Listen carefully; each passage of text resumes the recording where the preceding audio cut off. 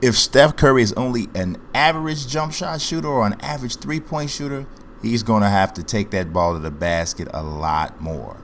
What would happen if Steph was just average from deep?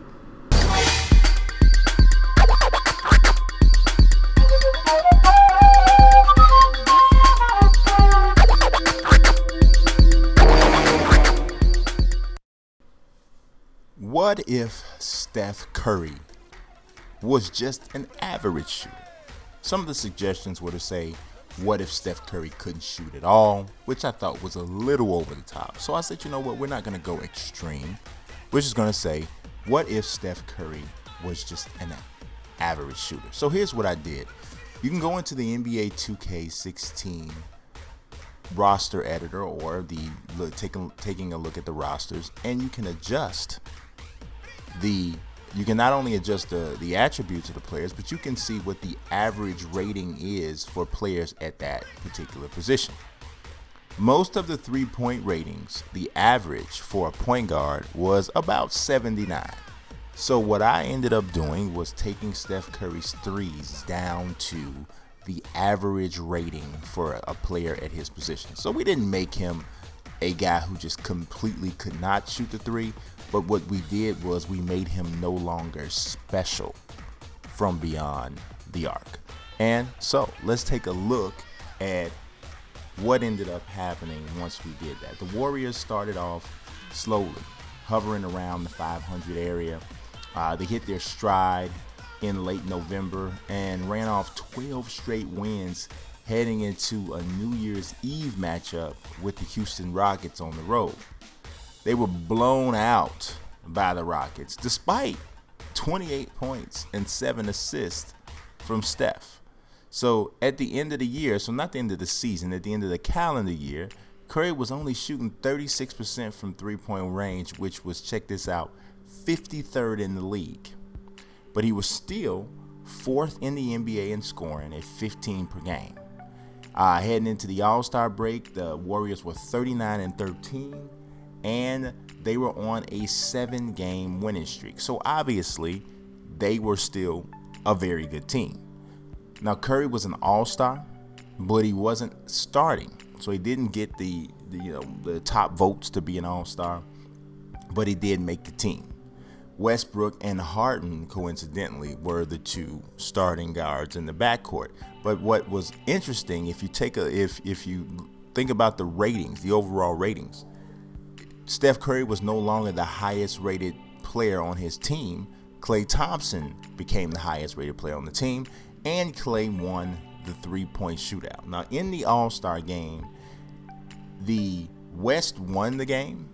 And it was really a very close contest, but they won the game, and Curry had only 4 points in the game, and he was 0 for 3 from 3-point range. So statistically and so on and so forth, you could see that the simulations were actually taking into consideration what we did to Steph's 3-point percentage, because 36% from the field, from 3-point range is decent, but that's certainly not what you would expect from Steph Curry. And 0 for 3 in the All-Star game is obviously a possibility, but also something that you would not expect to see from Steph Curry. The Warriors ended up finishing the season losing 4 of their last 5 games. So they did not end on a high note. They obviously were a playoff team, but they did not end or go into the postseason the way they would have more than likely wanted to. Curry was an all-NBA second team. Not all-NBA first team, but all-NBA second team. And the Warriors got the 3rd seed overall with a 57-25 record. So clearly a much better than average rating or record. Golden State played the Oklahoma City Thunder in the Western Conference Finals as they did in real life, so that didn't change that. But instead of needing 7 games as the Warriors needed in real life, they were able to beat Oklahoma City in 6 games. Steph Curry had 21 points and 12 assists in the clincher as as the Golden State Warriors moved on to the Western Conference. Moved on to the NBA Finals. In the NBA Finals, instead of taking on LeBron James and the Cleveland Cavaliers, those Cavs lost to a healthy Miami Heat team that had Dwayne Wade, Hassan Whiteside, Chris Bosh, everybody in play. That may, some people could argue that potentially could have happened without injuries to Bosh and Hassan Whiteside, but it didn't happen, obviously, in real life. Cleveland pushed through to the NBA Finals. In this scenario, Golden State defeats the Miami Heat in just 5 games. And not only did they win in just 5 games, Steph Curry wins the Finals MVP as just an average 3-point shooter. So clearly, according to the NBA 2K simulation, Steph is much more than just a 3-point shooter.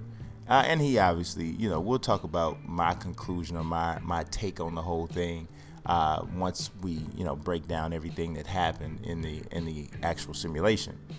But scoring wise, he still averaged. He was still putting up serious numbers: 25 points a game, over 7 assists a game, still rebounding well for a guard. He had an awesome season. Not quite what he did in real life, but he clearly had a great season. So, in real life, if Steph is just an average 3-point shooter, what would he be? In my opinion, I think Steph would still be one of the better point guards in the NBA. If he was just an average shooter from 3, he'd still be one of the better point guards. But the insane accuracy from deep is what makes him truly special. The Warriors would still be a championship-level team, and I think we've seen that in the few little times that we saw during the playoffs when you saw Steph out. You saw how well Golden State played without him. But they're not quite as dominant without Curry's threat to make shots at a high rate from pretty much anywhere on the floor. So I think Steph's one of the better players, as I said, without great 3-point shooting. But he's not an all-time great, which he is absolutely on pace to becoming without that skill. It's June 2016, featuring that NBA 2K16 Legends, My League. It's coming. It's still done. I ain't told you it wasn't going away, but you know what? I need you to throw a combination on that like. Hit the like there. But if you didn't subscribe, you gotta hit that like. Just tap it like that. Just do your boy a favor.